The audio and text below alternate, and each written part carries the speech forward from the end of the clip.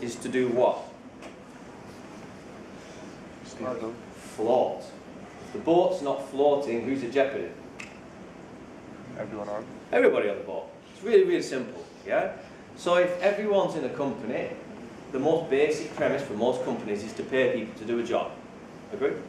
You can go into much deeper, loving, nicer sides of it, but at the basic level, the majority of people say they have a job to get paid. So anybody that's not helping that company survive and stay afloat, in theory, indirectly has put your jobs at risk. So we went through this with all of our team, and eventually they started to see that by not sharing with us, that people that were new on board to the company didn't have that same ethics, feelings, morals and values, that actually the more disruption that caused for customers, the more difficult that was for them. And so we started to see a shift.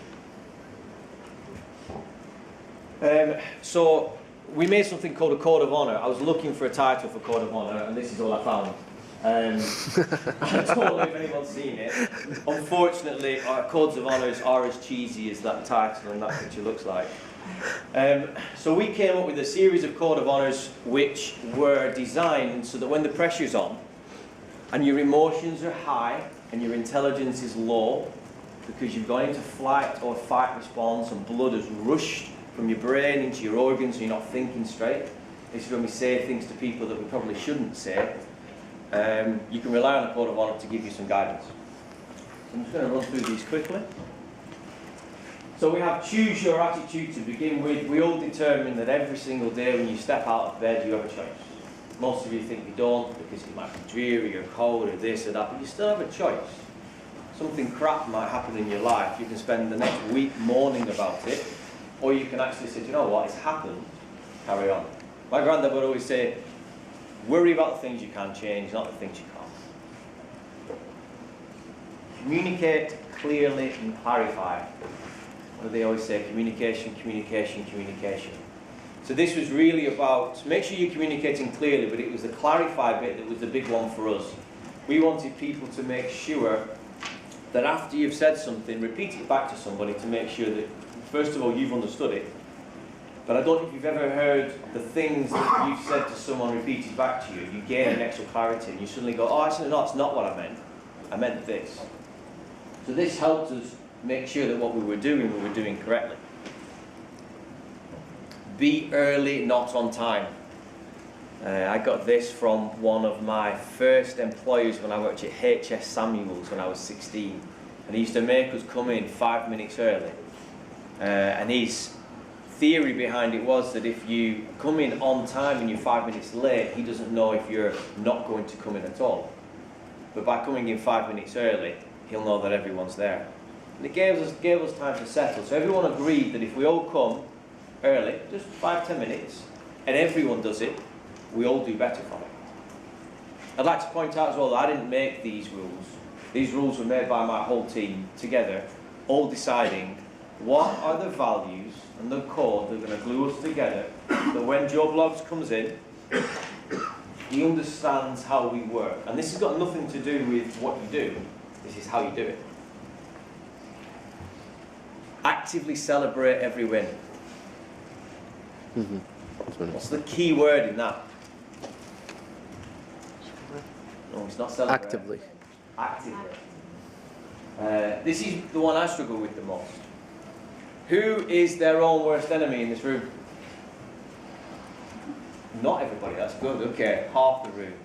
You'll find this one the most difficult as well, because the minute you achieve something, boom, next, next, next. You never stop for a minute, and the problem with this is, for me, is I treat other people like this. I assume no one else needs the recognition necessarily. And so I would just carry on to the next one, thinking they're literally as driven as I am all the way forward, when all they want is a little pat on the back. Which is ultimately what we all want, but sometimes, especially in business, it just goes so fast. As a company, we meet every week. We've got two sides to our company. We have the external engineers out in the field, and we've got an internal office. Very often creates an us and a them scenario. And the problem with us and them is once it starts, it's really difficult to keep going. It's really difficult to unwind. So every single week we start with highlights. What is a personal and what is a professional success? And what customer have you delighted? Every week. Because it's so easy to remember all the crap, all the bad stuff, all the things that have gone wrong, all the things you failed on. And there are links with depression and a lack of ability to recount and recall positive instances in your life. So by practicing this every week with the whole team, we're actually helping them to remember that life ain't that bad. Actively celebrate every win. Support your team.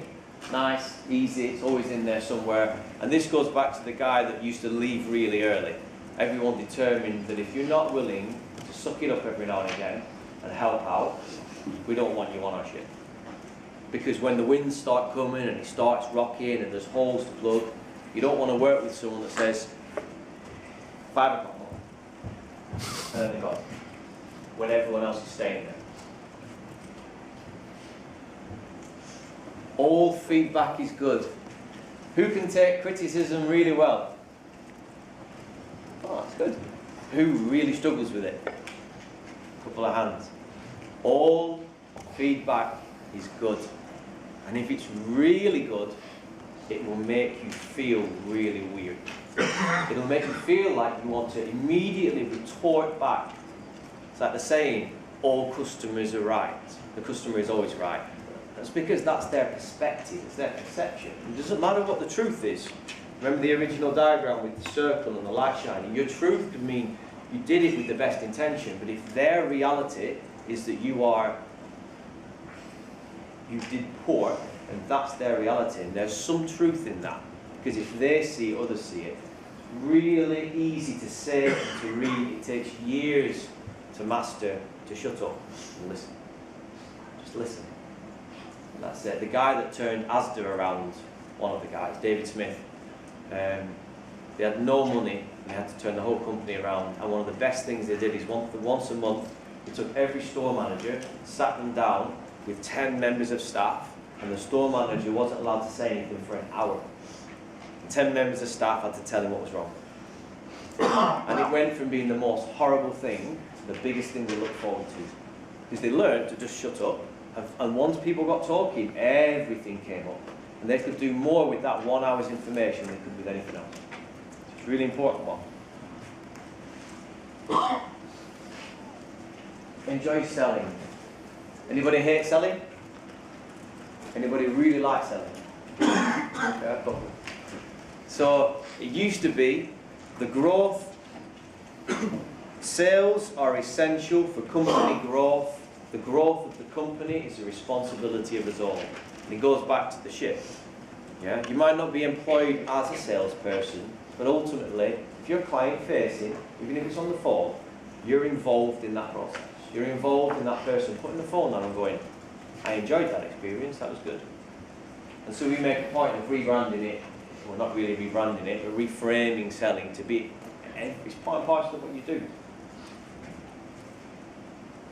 Succeed ethically. The guys came up with this because we had some people who were with us who were, let's say, doing things with a less of heart. And to go back to leadership styles, it was incredibly important to me to be authentic to me, especially in security, to not be going and using fear-based selling to make an older person buy a system just because you know that will work. So ethical selling became really, really important. Doing things ethically, doing it for the right reason, with the right intent was really important. Give 100% because you want to, with the key word being want. This drew down because we had people in the past who just didn't care. You cannot pay to make someone care. There is no amount of money that will make somebody want. You could probably do it for a very small period of time and drive them, but it's not long-standing. Keep learning.